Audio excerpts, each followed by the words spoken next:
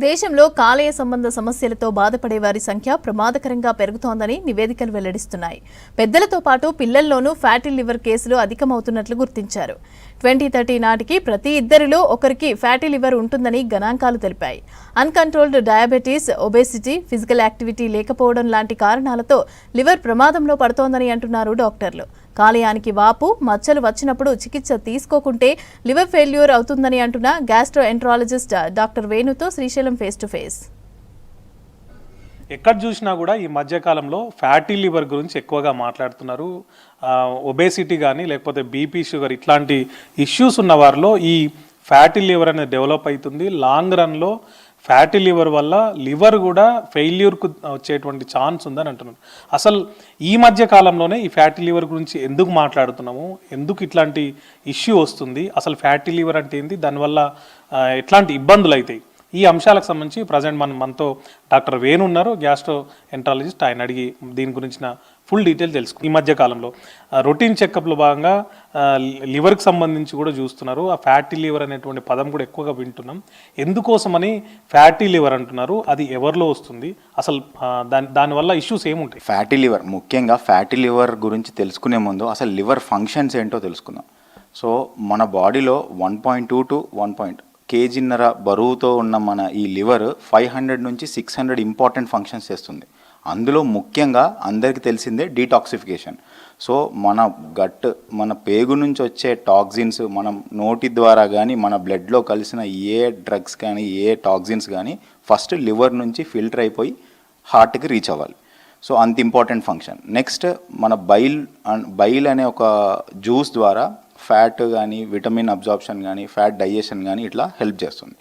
Third function ముఖ్యంగా మన blood coagulation, అంటే రక్తం గడ్డగట్టడానికి కావాల్సిన పదార్థాలను కూడా అది తయారు చేస్తుంది. ఇంతటి ఇంపార్టెంట్ ఫంక్షన్ ఉన్న దాంట్లో రైట్ నౌ మనం ముఖ్యంగా వింటున్నది ఫ్యాటీ లివర్ డిసీజ్ అని. అంటే దీంట్లో ముఖ్యంగా మనం చూసుకున్నట్లయితే లివర్లో అనేక కారణాల వల్ల కొవ్వు వచ్చి జమ అవ్వడం వల్ల, చేరుకోవడం వల్ల చిన్నగా లివర్ ఇంజురీ స్టార్ట్ అయిపోయి అది సిర్రోసిస్కి, లివర్ ఫెయిల్యూర్కి దారితీస్తుంది అనమాట. సో ప్రీవియస్గా మనం మాట్లాడుకున్నట్లయితే ఒకప్పుడు 12 to 15% పాపులేషన్లో ఉండేది. కానీ ఇప్పుడు మన లైఫ్ స్టైల్ వల్ల, మన స్ట్రెస్ వల్ల అది 30 to 40%కి రీచ్ అయింది. ఇంట్రెస్టింగ్గా 2050 వరకు ఇదే తరహాలో మన లైఫ్ స్టైల్ ఉంటే ఎవ్రీ ఇద్దరిలో ఒక్కరికి ఫ్యాటీ లివర్ ఉండే అవకాశం ఉంది. అందుకే దీన్ని ఇప్పుడు ఒక సైలెంట్ క్రైసిస్ అని మేము మా మెడికల్ టెర్మినాలజీలో అంటూ ఉంటాం. ఈ ఫ్యాటీ లివర్ ఉన్న వాళ్ళలో ఎట్లాంటి సిమ్టమ్స్ ఉంటాయండి, దానికి రీజన్స్ ఏంటి అసలు మెయిన్గా? సో ఫ్యాటీ లివర్కి కారణాలు అనేకం అండి. అంటే ఇంతకు ముందు అనుకునే వాళ్ళము వెయిట్ ఎక్కువ, ఒబేసిటీ, లేదంటే అన్కంట్రోల్డ్ డయాబెటీస్, లేదంటే కొలెస్ట్రాల్ రక్తంలో ఎక్కువగా ఉండడం వల్ల.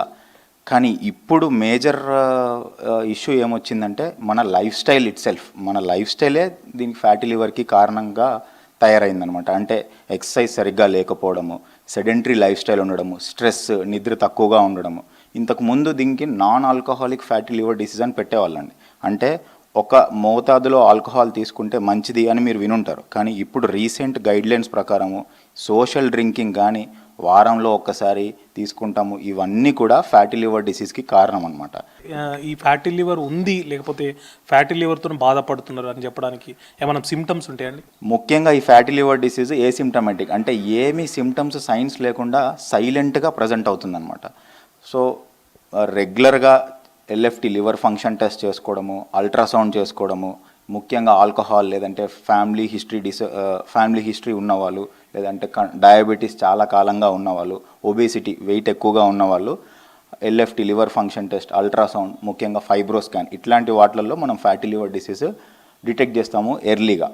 సో ఒక్కసారి సిమ్టమ్స్ స్టార్ట్ అయ్యాయి అంటే అది లోపల ముదిరిందనే అర్థం అనమాట. అంటే ఆల్రెడీ డ్యామేజ్ స్టార్ట్ అయిపోయిన తర్వాతనే దీని సిమ్టమ్స్ అనేవి బయటపడతాయి, లేట్గా తెలుస్తుంది కాబట్టి. సో వచ్చిన తర్వాత ఎవరైనా సరే ఇది ఉంది అని తెలిసిన తర్వాత ఏం జాగ్రత్తలు తీసుకోవాలంటే దీనికి ఎట్లాంటి ట్రీట్మెంట్ ఉంటుంది, ఇది క్యూరబులా కాదా?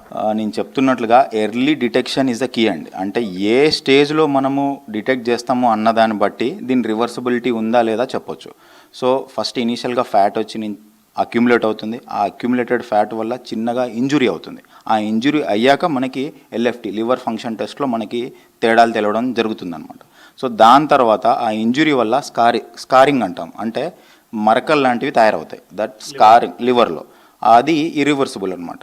స్కారింగ్ తర్వాత మేజర్ పార్ట్ ఆఫ్ లివర్లో స్కారింగ్ అవ్వగానే కాంప్లికేషన్ స్టార్ట్ అవుతాయి. లైక్ జాండీస్, పొట్టలో నీరు రావడము, ఓకే, రక్తం వాంతులు అవ్వడము, మోషన్లో బ్లడ్ రావడం, ఇలాంటివి అవన్నీ ఎండ్ కాంప్లికేషన్స్ అనమాట. సో ఎక్కడ ఏ స్టేజ్లో మనం దాన్ని డిటెక్ట్ చేస్తామో అన్నదాన్ని బట్టి దాని రివర్సిబిలిటీ చెప్పుకోవచ్చు. సో ఫస్ట్ థింగ్ ఏంటంటే address the underlying risk factor. So uncontrolled sugars ఉన్నాయనుకోండి, షుగర్స్ కంట్రోల్ చేయడము, ఒబేసిటీ ఉందనుకోండి, వెయిట్ లాస్ అవ్వడము. సో ఇలాంటి ఫుడ్ హ్యాబిట్స్, ఇలాంటివన్నీ ఇబ్బందికరమైన ఫుడ్ హ్యాబిట్స్, ఫిజికల్ యాక్టివిటీ లేక ఇలాంటివి ఉన్నాయనుకోండి, వాటిని అడ్రస్ చేయడం, ఎక్సర్సైజ్ చేయడము, వెయిట్ లాస్ అవ్వడం, ఇలాంటి వాటితో దాన్ని కొంచెం కంట్రోల్ చేయొచ్చు. మీరు డైలీ రొటీన్ సరిగ్గా చేసుకొని ఎక్సర్సైజ్ చేయడం, ఒబేసిటీ లేకుండా చూసుకోవడం, కొలెస్ట్రాల్ లేకుండా చూసుకోవడం, ఇట్లాంటి హెల్దీ హ్యాబిట్స్ ఉంటే ఖచ్చితంగా ఈ ఫ్యాటీ లివర్ నుంచి బయటపడవచ్చు, దాన్ని రివర్స్ కూడా చేయొచ్చు అని చెప్తున్నారు. ఇప్పటికైనా కూడా జాగ్రత్త వహించండి. ఇట్లాంటి హ్యాబిట్స్ ఉంటే కనుక మీరు వాటిని వదిలించుకోండి. హెల్దీ హ్యాబిట్స్ వల్ల, హెల్దీ డైలీ రొటీన్ వల్ల ఈ ఫ్యాటీ లివర్ నుంచి దూరంగా ఉండొచ్చు అని చెప్తున్నారు. కెమెరామెన్ శ్రీనివాస్తో శ్రీశైలం, V6 న్యూస్, హైదరాబాద్.